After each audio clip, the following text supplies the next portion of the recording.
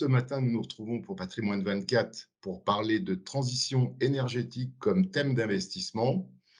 Et pour cela, j'ai le plaisir d'être accompagné par Jean Duchamp, qui est gérant chez BDL Capital Management et qui est aux manettes du fonds BDL Transition, d'Olivier Ken, qui est gérant chez Ecofi Gestion Bonjour. pour le fonds Ecofi Agir pour le climat, et Adrien Dumas, qui est directeur des investissements chez Mandarine Gestion, qui nous parlera plus précisément du fonds Global Transition. Alors, ma première question, est-ce que vous ne cédez pas finalement à un effet de mode en prenant comme thème d'investissement la transition énergétique? Alors, je vais laisser la parole peut-être à Olivier pour répondre à cette première question, et puis je laisserai Adrien et Jean poursuivre sur cette question. OK, alors, écoutez, je commencerai par dire que Ecofi, est une société de gestion, impliquée dans l'ISG dans l'ESG pardon, depuis un moment. Ça fait également un moment qu'on investit dans la croissance durable en règle générale et là, plus particulièrement pour le sujet qui nous intéresse sur la transition climatique. Donc ça fait plusieurs années, ça fait 5 ans qu'on s'intéresse à cette thématique. Donc non, c'est pas un effet de mode pour nous. Très bien. Adrien? Oui, je pense qu'effectivement, c'est pas un effet de mode. On parle là de thématiques assez structurelles. On peut résumer le sujet en pensant que c'est la thématique la plus porteuse des 30 prochaines années. C'est finalement l'enjeu, le plus grand défi auquel l'humanité n'a jamais été, certainement confrontée. Donc ça appelle, effectivement, des mesures, de la visibilité, de la croissance pour les entreprises qui sont bien positionnées sur cette thématique. Donc effectivement, je pense qu'on est là parti pour un sujet qui malheureusement va nous animer pendant de nombreuses années parce que les réponses sont pas faciles à trouver. Les innovations et les technologies dont on va avoir besoin sont encore naissantes, et donc c'est un terreau très fertile, en termes d'opportunités d'investissement et de potentiel de performance. Jean, est-ce que vous partagez cet avis? Ouais, oui, non, non, bien sûr, je partage. Chez BDL Capital, on a décidé d'investir sur cette thématique spécifiquement depuis 2019. On investit sur les marchés depuis 17 ans. Donc, on le traitait dans l'ensemble de nos portefeuilles, mais là, on a décidé de créer un fonds dédié. Et en fait, ce qui est intéressant aujourd'hui, et je pense que c'est pour ça que c'est pas juste un effet de mode, c'est qu'on a, pour moi, la triptyque de la création de valeur sur le long terme qui réunit sur cette thématique-là, c'est-à-dire on a désormais la technologie pour adresser cette problématique, on a aussi le soutien politique et aussi on a le soutien populaire. Et donc en fait, on voit bien que c'est quelque chose qui est souhaité par tous et avec la technologie nécessaire pour le traiter. De fait, je pense que ça va amener effectivement de la croissance pour les entreprises pendant de nombreuses années. Et donc je pense que ce serait une erreur de pas l'adresser justement. Parfait, donc on n'est pas sur un effet de mode. Voilà, ça c'est sûr. Maintenant, ce que je voudrais voir avec vous, c'est la façon dont vous traitez dans vos fonds cette thématique, peut-être même au besoin en le complétant avec quelques exemples, peut-être de valeurs ou de réussite que vous avez sur certaines valeurs. En tout cas, de pouvoir montrer que ce thème, c'est aussi de la croissance et de la valeur ajoutée pour les portefeuilles. Alors, Adrien, peut-être on va commencer par vous. Oui, alors, effectivement, il y a 2 façons de traiter le sujet. Dans tous les fonds chez Mandarine, il y a l'équilibre et l'intégration du sujet, transition et risque climatique au sein de tous nos fonds. Donc ça nous permet de mieux analyser en quoi nos investissements actuels peuvent être impactés à moyen long terme par le sujet climatique, soit en termes de risque, soit en termes d'opportunités. Et effectivement, on a décidé de traiter plus particulièrement au sein d'un fonds, donc Mandarine Global Transition, là, en ayant une définition assez large des enjeux climatiques et je trouve assez bien cadrée par le rapport du GIEC. C'est-à-dire qu'il y a les enjeux de carbone, il y a les enjeux de capital naturel, donc tout ce qu'on appelle la biodiversité, il y a les enjeux des matériaux rares, il y a les enjeux de l'eau, il y a les enjeux de l'agriculture et de l'agroalimentaire dans son ensemble. Donc en fait, ce qui est très intéressant, c'est que c'est transverse à beaucoup de secteurs et à beaucoup d'industries, ce sujet de la transition écologique et énergétique, et que donc ça permet de définir un univers d'investissement extrêmement large, dans lesquels on va pouvoir s'exprimer en tant que gérant, pour avoir en termes de construction de portefeuille, pour avoir de la diversification et pour avoir aussi une agilité en fonction des contextes de marché. On vient de vivre 2 ans de marché extrêmement volatile en termes de sous-jacents. Et effectivement, avoir cette liberté au sein de cette thématique, ça me semble extrêmement clé pour pouvoir proposer un produit qui est performant. Et puis, nous, on a aussi essayé d'adresser d'un point de vue international, ça je pense que c'est un peu différenciant, parce que le sujet, il est sans frontières, et puis les bonnes idées, les bonnes innovations, les bonnes technologies, on les trouve à peu près partout dans le monde. On a des plans spécifiques d'investissement, des enveloppes d'investissement qui sont déployées par beaucoup de pays sur ces thématiques. Et donc, on voit des leaders émerger partout à travers la planète avec des technologies qui peuvent être extrêmement complémentaires et très diversifiantes, là aussi, en termes de construction de portefeuille. D'accord. Olivier, sur Oui, cette alors question proprement dite? sur ce sujet, écoutez, alors donc nous, on l'adresse effectivement avec ce fonds Ecofi Agir pour le climat, qui est un fonds multi-actif à dominante action, qui a la particularité d'avoir 3 labels, donc le label Greenfin, c'est un fonds ISR et c'est également un fonds solidaire. Pourquoi solidaire? Parce que pour nous, la transition écologique doit être socialement acceptable. Donc ça, c'est la particularité de ce fonds. Ensuite, en termes d'approche et de politique d'investissement, en fait, on a une approche assez simple, je dirais pragmatique et ce qu'on appelle holistique, c'est-à-dire qu'on regarde l'ensemble des secteurs, puisque la transition énergétique concerne et va concerner tous les secteurs. On regarde tous les secteurs en termes d'émissions de CO2, du plus émetteur au moins émetteur. Et à l'intérieur de chaque secteur, on va se poser toujours la même question, comment pouvoir décarboner ce secteur? Et après, je vais rejoindre ce qui a été dit tout à l'heure. Partons du postulat qu'aujourd'hui, on a à peu près 75 des technologies qui existent, 25 vont devoir être développées. Donc après, il s'agit au sein de chaque secteur d'essayer d'identifier, je dirais, le degré de maturité de tout secteur en termes de décarbonisation. Et voilà, et après, on va essayer de s'adresser à des sujets d'aujourd'hui, mais également des sujets qui vont venir dans les mois qui viennent. Je peux vous donner un exemple. Ça fait un moment qu'on s'intéresse alors bien sûr au sujet du CO2, mais on s'est intéressé assez tôt au sujet du méthane. Et comme l'a dit Adrien dans le rapport du GIEC là, qui vient d'être publié, ils mettent en avant effectivement cette problématique. Il va falloir réduire les émissions de méthane. Et quand on parle de réduire les émissions de méthane, je peux vous donner un exemple très simple, la moitié provient de l'agriculture. Donc pour nous, il est important de s'adresser à tous ces secteurs, et notamment l'agriculture, et de réfléchir encore une fois aux solutions pour pouvoir décarboner le mix au cours des 3 prochaines décennies. D'accord. Jean, alors vous traitez un peu différemment parce que vous avez un fonds qui est peut-être pas complètement pur. Donc comment vous traitez ça dans votre fonds?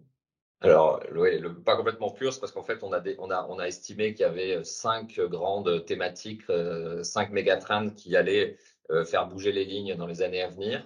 La transition dans la santé, la transition dans le digital, la transition dans la mobilité, dans les flux financiers, en dernier lieu, la transition énergétique. Donc, on a décidé en fait qu'on ne voulait pas justement éviter les effets momentum et donc d'arriver avec un fonds qui était multithématique et pouvait donc nous amener de la croissance dans les portefeuilles pendant toutes les années à venir, quelles que soient en fait les directions de marché. D'où l'intérêt d'avoir cette diversification. Et ensuite, dans la transition énergétique plus particulièrement, puisqu'on en parle, on a aussi pour objectif de faire exactement comme mes deux camarades, mais on a aussi l'objectif d'accompagnement, parce qu'on pense que dans la transition, et ça porte bien son nom, il faut arriver à accompagner, et ça peut créer une double valeur. Une première valeur pour la transition vers moins de carbone, moins de CO2, et aussi une valeur pour l'actionnaire. C'est-à-dire qu'aujourd'hui, si vous avez une société qui pollue énormément en termes de CO2, le marché va considérer que c'est une société qui ne doit pas être payée cher, donc elle va valoir 10 fois ses résultats. Et à l'inverse, si elle propose un plan de transformation efficace et auquel on croit, je pense notamment à une société comme RWE, qui aujourd'hui est le plus grand émetteur de CO2 en Europe en termes de montant, c'est 120 millions de tonnes émises par an, et en fait qui dit qu'ils ont un plan stratégique pour se transformer vers un pure play renouvelable à horizon 2028-2030.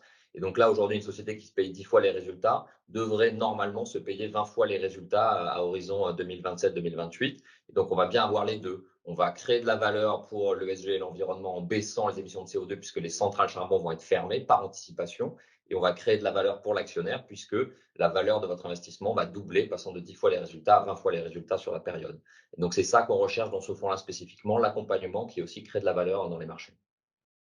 Parfait. Donc on cerne bien effectivement la façon dont vous allez le faire et dont vous allez le gérer. Maintenant, je voudrais parler de momentum puisque je ne sais plus lequel d'entre vous parlait de forte volatilité. Aujourd'hui, on a vu que les marchés ont beaucoup corrigé depuis le début de l'année.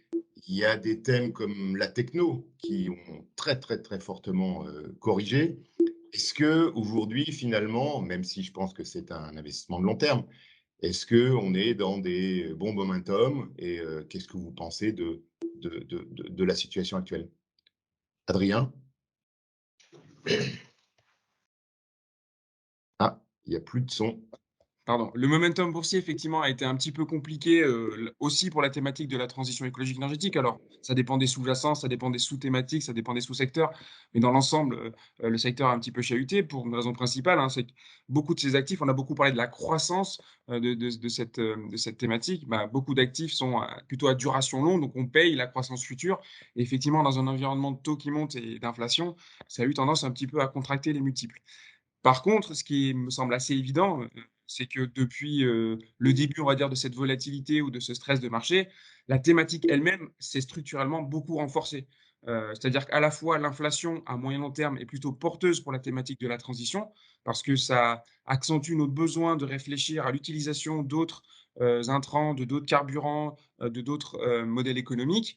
Et puis, bah, plus le prix du CO2 est élevé, plus le prix du pétrole est élevé, plus le prix du gaz est élevé, plus économiquement les technologies de substitution, sont compétitives. Donc, dans l'ensemble, pour la thématique à moyen long terme, je pense que structurellement, la thématique a été plutôt renforcée. Et puis, si vous rajoutez à ça la situation du conflit entre l'Ukraine et la Russie, je pense que là aussi, ça a structurellement renforcé la thématique, puisqu'on a pris, je pense, encore plus conscience de notre dépendance à certaines matières premières et à certains pays avec qui on avait moins envie d'échanger et de travailler.